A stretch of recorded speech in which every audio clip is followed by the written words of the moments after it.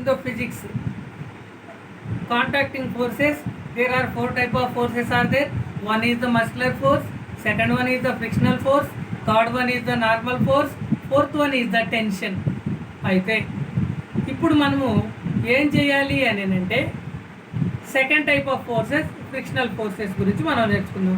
Suppose for example when you throw A ball on the ground, ఒక ball తీసుకొని ఈ యొక్క గ్రౌండ్ మీద ఇట్లా విసిరేసాం అనుకుందాం. విసిరేస్తే అది అట్లాగే కంటిన్యూస్లీ గ్రౌండ్ మీద పోతుందా ఎంత దూరమైనా? No.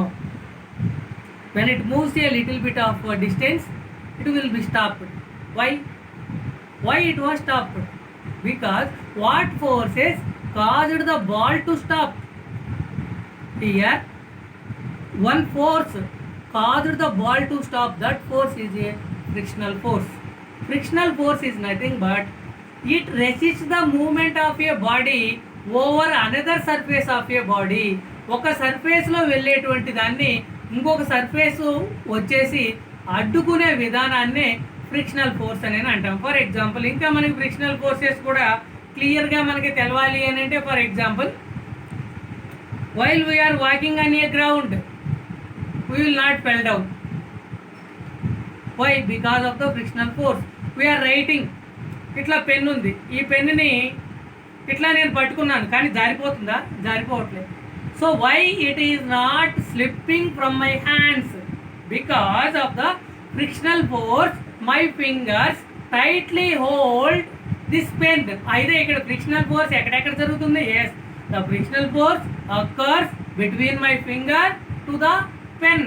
So this is also a one type of frictional force. ఇంకా మీకు ఫ్రిక్షనల్ ఫోర్స్ గురించి ఇంకా ఈజీగా తెలుసుకోవాలంటే we will do one activity. ఒక ట్రే తీసుకొని ఇట్లాగా స్లోప్గా పెట్టాలి. ఇందులో ఒక ఐస్ క్యూబ్, ఒక చిన్న ఐస్ మొక్క తీసుకోవాలి, ఎరేజర్ అండ్ కాయిన్, ఈ 3 తీసుకోవాలి. Aim, hour aim is testing the frictional force. That is our aim in this activity. Hour aim is testing the frictional force. What are the operators required? One tray or pad which is available to you, and one ice cube from the deep freeze, and as well as the deep ఫ్రిడ్జ్లో నుంచి ice cream కానీ eraser, ఇంకా మీకు ఈజీగా available అంటే 1 rupee coin లేదా 5 rupee coin తీసుకోవాలి. తీసుకొని ఈ యొక్క స్లోప్ అనేది కాన్స్టెంట్గా ఉంచాలి. ఫస్ట్ 1 రూపీ కాయిన్ని ఇట్లా వదలాలి. వదిలేసిన తర్వాత 1 రూపీ కాయిన్ ఎంత దూరం అయితే వస్తుందో అక్కడ ఒక మార్కింగ్ పెట్టాలి. ఇప్పుడు ఎరేజర్ తీసుకొని ఎరేజర్ని కూడా ఇట్లాగే వదలాలి.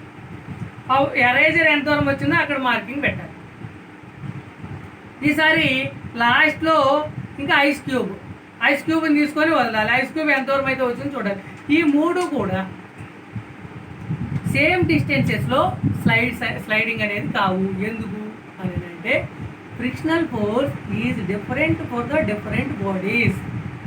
Frictional force is not same for all the way. For example,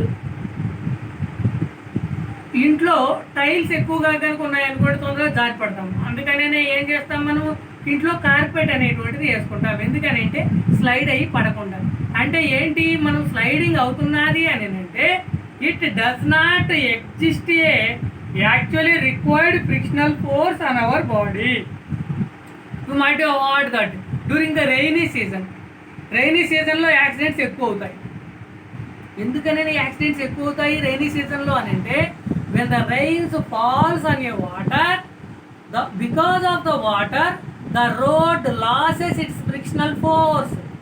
When the road loses its frictional force, when the vehicles move on it, the tires of the vehicles will be skid and fell down.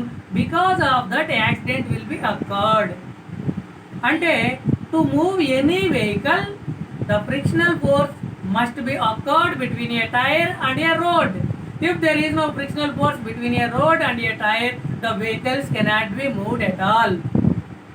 Plus suppose for example బాగా వర్షాకాలంలో నడిచెళ్ళేటప్పుడు ఏదైనా బురదలో కనుక when you place your leg on the mud, it would be skid.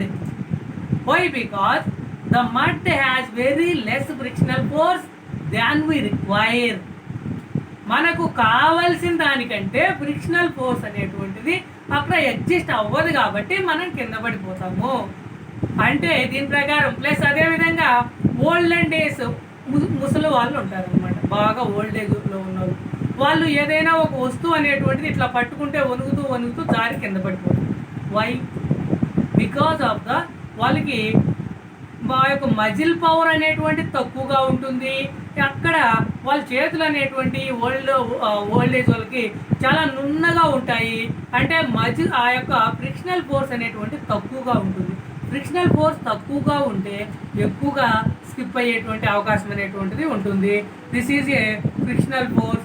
ఇంకా మనము ఈ యొక్క frictional force అనేటువంటిది ఎప్పుడూ కూడా మూమెంట్కి ఆపోజిట్గానే ఉంటుంది. Suppose when you roll a ball on a ground, ఒక గ్రౌండ్లో బాల్ అనేటువంటిది ఇట్లా దొల్లించినప్పుడు కొద్ది దూరం పోయి ఆగిపోతుంది అని అంటే ఏంటంటే ఈ మూమెంట్కి ఆపోజిట్గా కొంత ఫోర్స్ అనేటువంటిది యాక్ట్ చేస్తూ ఉంటుంది. That force is a frictional force. Frictional force is nothing but the resistance to the movement of a body over the surface of another body is called a friction. This type of force is called a frictional force.